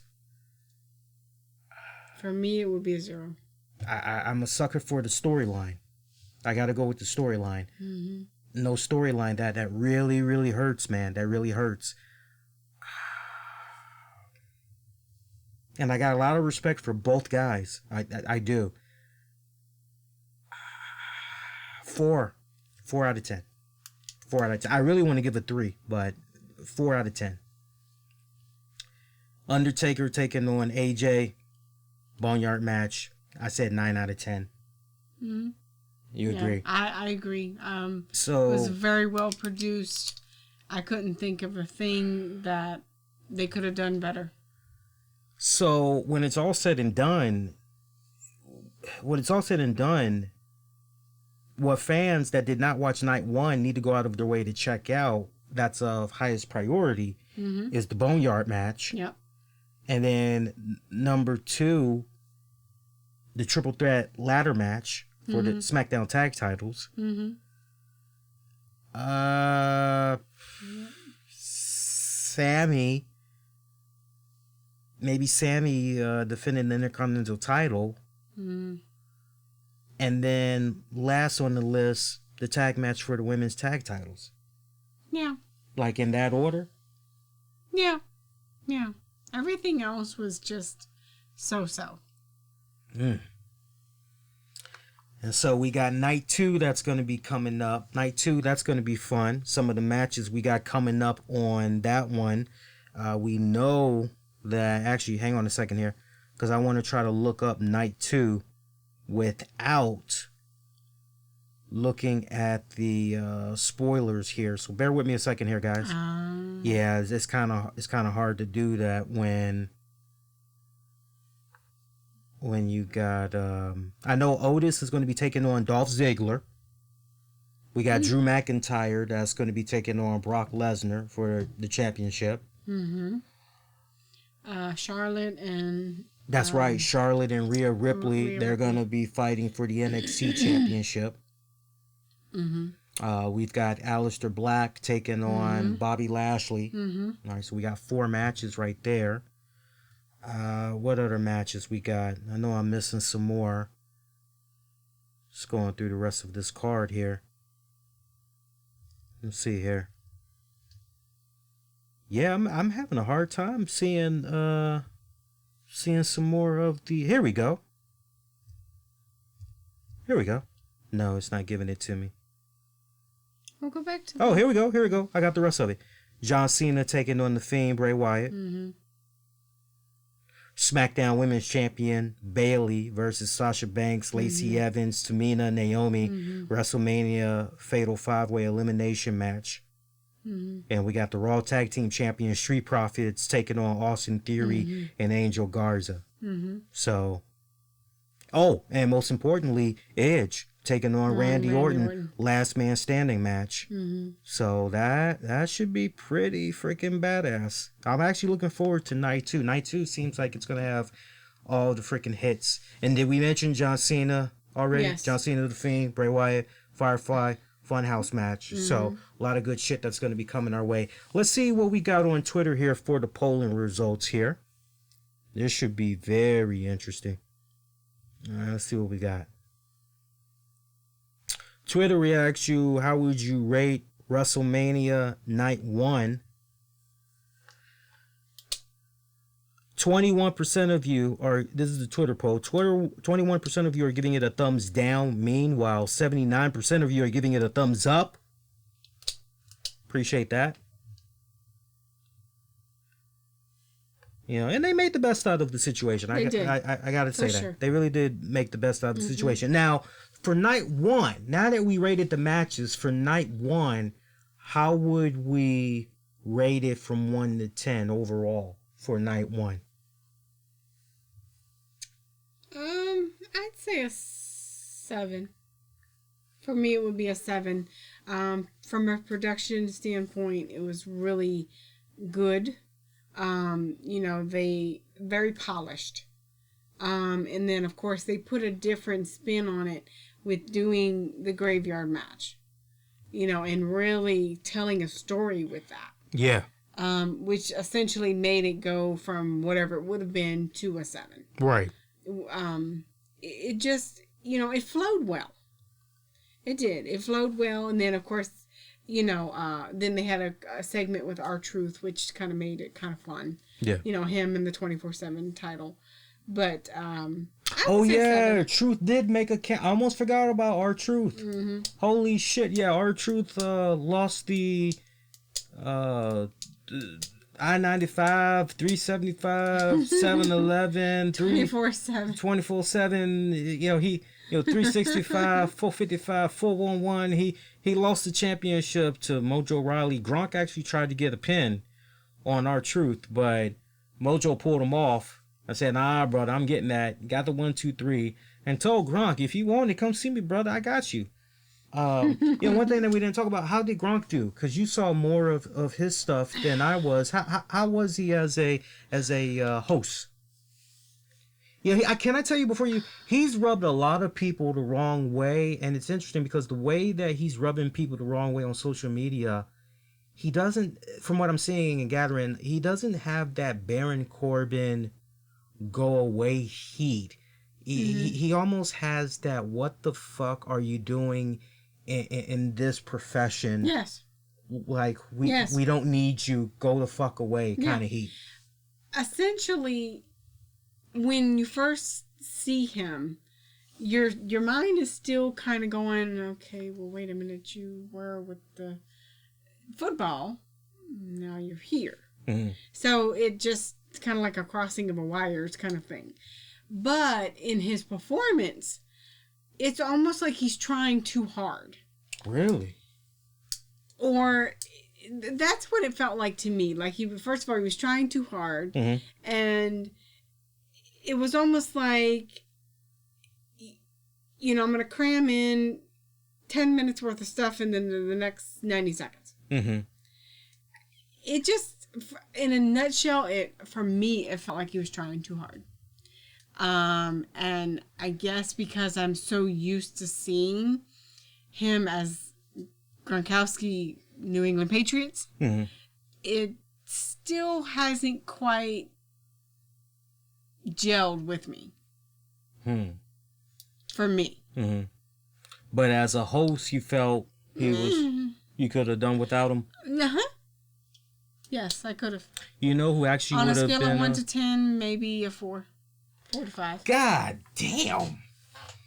for me. Damn. I didn't. I could have done without it. I didn't really feel like he brought a whole lot to it. Who's the guy that WWE has that's part of some pre-show panels? I've given him a lot of praise. Pat McAfee, he would have been a good host. I don't remember off the top of my head. I'll show you as soon as I show you how he looks. I'll probably you'll be like, go, oh yeah. Yeah, because he actually had called on the sidelines some of the action that was happening on the XFL. He was actually talking to the players and all that. He's very witty. I mean, the timing. I do. White guy, kind of blondish goatee, beard, hair. It sounds familiar. Yeah, definitely sounds familiar. Yeah, it just felt like he was trying too hard, and it just felt rushed, and it felt like this 9-year-old kid who's always wanted to be in a part of the WWE, and he finally got his chance, and he's over the moon excited, and you have some professionalism, but he comes off as more of a fan than he does as he's part of the WWE. Well, shit, let me be devil's advocate. One could kind of say, well, then that's a good thing, because in real life, he's always been a pro wrestling fan and everything, and him and Mojo are friends in real life, so you would like to believe that he's been pretty connected to everything that's been going on with the product. But if we're just talking about how he is as a host, if you're telling me that, hey, as a host, okay, well, you know what? Well, this is a fair comparison. Who was the better host for Mania? Alexa Bliss that one year that she was the host, or Rob Gronkowski? I would have preferred Alexa. Ooh. And I didn't like her that much. Ooh. For me. Well, folks, good night. Sorry. Damn. But it's just, I don't know whether it's the fact that, he is what he was, and it's going to take me a little bit to get used to it. But I don't know. I just, when people don't, I guess he just didn't feel like a comfortable fit for me. Just didn't. Are you sure? Or see, that's just my own opinion. Yeah, there's nothing wrong. That's the thing. There's nothing wrong with giving your opinion. That's what our listeners, that's what our fans care about. They want to. For those that didn't see, they want to try to make sense and all that. Okay, so I get the whole. It's going to take you a while to get used to, and I think anybody it would take a while. Okay, but just putting that to the side, just do you see the potential of him as a WWE superstar? Because rumblings are he's going to be wrestling at some point, and this was basically it's going to take a little bit of work. You would have to make him a babyface because he can't do heel right now. Are you sure? Because some people would say what they're seeing of him right now is kind of heelish. I don't see heel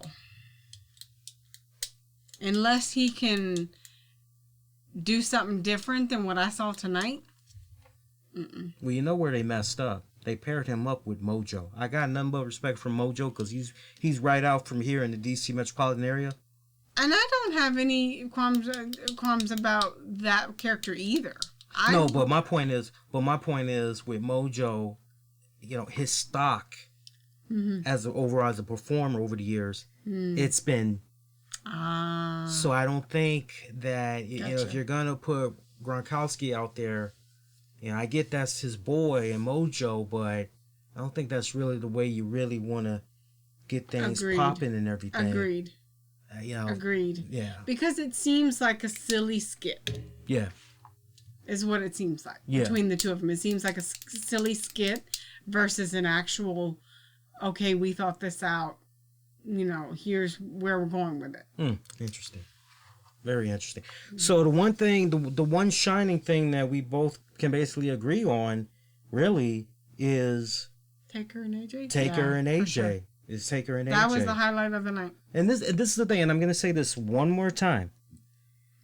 You can't be over critical. You can't be over analyzing that match when you watch it. You have to look at it under the circumstances. You have to look at that straight up. And see, this is the thing that I don't understand about some wrestling fans, and it doesn't infuriate me, but it does irritate me, because you have a good chunk of fans that will say, with regards to, say, the WWE product, oh, I've been getting this same goddamn drink for the past blah, blah, blah decades. Man, I wish WWE would really switch it up. I really wish they would give me something different. Blah this, blah that. When everybody had heard that Matt Hardy was coming to the WWE, Broken, we got to get Broken. Hey, we need Broken Hardy. We got to see Broken Hardy. And Ed Nordholm, Anthem and everything, had that whole shit tied up in litigation and all that unnecessary bullshit. So it had Hardy in limbo there. And then finally, all right, well, let's just do a variant version of it. It's still the same character, but okay, what is it? Broken? All right, we'll break it up. Woken. And a lot of people, but it's not the real thing, but, okay, well, Woken. And to Matt's credit, he did the very best that he could with it and everything. And we all were excited. And then when we finally got to see the one and only Hardy Compound joint, a lot of us were going, hey, that was pretty good. The creativity could have been better. You know, it wasn't what they did in TNA, but WWE's own unique spin, that was pretty good. But many people panned it because they are so, the WWE way, what they've been drinking all these years, they couldn't just open up their mind and just really sit down and just really take it at face value. And it's unfortunate, because you add what people were saying about that match on social media, and Matt has already confirmed that Vince wasn't quite exactly fond of it. He understood that it was popular. Right. But when you got the boss basically saying, I don't really care for this, even if it's making money, I don't particularly care for this because I don't really understand it, but, that's somewhat of a, right. A problem there, because if the boss doesn't understand it, they're not going to support it. Exactly. And so, I know people are going to want to try to compare this Boneyard match to other stuff that's happening in other promotions and everything. And like I said, was it a bit overkill with the scoring? Yeah. Like you said, I had pretty much tuned that out. You got to go into that really just unfiltered. You got to just put your phone down. Don't be engaged in social media, and you really just got to be, okay, let me look at this for what it's worth. Don't try to compare it to what other promotions were doing with their version or whatever. You just got to look at it at face value and then go from there. But I just, especially during these times, I just don't think it's fair to be as judgmental, because with a company like WWE, we could not be getting shit right now from them, which honestly would make a lot of us okay, because given the circumstances, stay the fuck at home. But they decided they wanted to do this, and we're grateful for the fact that WWE is doing what they're doing with WrestleMania, and the wrestlers are doing what they're doing with continuing their act, because that is bringing a value of entertainment into our homes. You could tell AJ, not for nothing too, but you could tell AJ and Taker were having fun. Oh, yes. You could legitimately tell that they were having fun. And the chemistry was there. A lot of chemistry. I mean, flat out, it was there. Yeah. All right, so night one, WrestleMania in the books. Looking at the polls one more time here before we get ready to roll out. So I gave it my rating. What did you give it? What did you say? A 7 out of 10? 6 out of 10. I'm going to go with a 6 out of 10. Going to Twitter one more time. 21% of you are staying strong. Thumbs down. 79% of you are giving it a thumbs up. Meanwhile, on YouTube, that is contagious. Stop it. I'm sorry. Yeah, that is contagious. God, yeah, we've been up pretty early today, guys. So hang on a second here. I just had it here. Hang on, I gotta do youtube.com. I gotta type it in the long way. Plug the social medias. You know social medias by now? Facebook, Twitter, and Instagram. What we got? / the RCWR show. Yeah, keywords the RCWR show. Mm-hmm. All right, communities tab one more time. 40% of you are giving tonight's WrestleMania a thumbs down. 60% of you guys are giving WrestleMania a thumbs up, and that, you know, I think we're all in that right brainwave. I think the part of it's, you know, there is a little bit of a pass because of what's going on. Yeah. You know, so, but all in all, I agree with both of those polls. Yeah. I do. It's pretty accurate. I do. I think it's pretty accurate. All right, so night 1, that's it. We got night 2. That's going to be happening as soon as it wraps up. Now, one thing I do want to point out to you guys as far as WWE original programming goes, they got a special right now on Drew McIntyre. It's available now. Mm-hmm. And I think it's kind of interesting. They're following Drew McIntyre right at the time when he's won the Royal Rumble and he knows that he's going to get the shot against Lesnar at Mania for the title and everything. And they're asking him, you know, are you ready for this moment? Are you ready for this opportunity? But considering everything that's going on right now, are you even think this is going to be happening? So they're already at the time. And this was early March. Right. So at the time that they're interviewing him, the COVID-19 is going down and everything. Mm-hmm. So, you know, they're following him and everything. I think it's interesting that WWE went on ahead and they aired that because you can't help but wonder. Mm-hmm. So wait a minute. Does this mean that Drew is, you know, now you're kind of wondering, is he going to win? Because when you're showing something like that, perception can be very deceiving. You're kind of going, oh, so he's going to win the title? Or, is he not winning the title? And then Sunday is really interesting. You've got a limited series on The Undertaker. It's called The Undertaker, The Last Ride. Mm-hmm. That looks really freaking good. Yeah. It's going to come on after WrestleMania. Yeah, I'm excited to check that out. But we will be on night 2 after WrestleMania wraps up. We'll come on about 15 minutes after Mania goes off the air, and we'll talk about everything that went down with night 2. I appreciate those of you that were checking out the show live tonight, being interactive with each other in the chat, being interactive with us and everything. Please keep the engagement going, especially for those of you that's going to be checking this out on demand and on the downloads. Let us know what you had thought about Mania Night 1 tonight. And then we'll see you guys right back here for Night 2. Get at us on Twitter, Facebook, Instagram. Use the keywords, the RCWR show.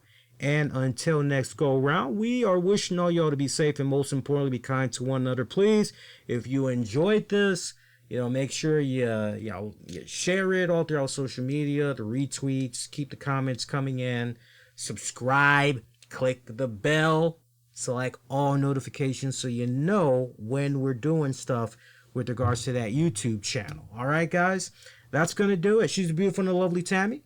Lee Sanders, we're out of here. Once again, be safe, be kind to one another, stay the fuck at home if you can. Catch you guys later. Bye, y'all.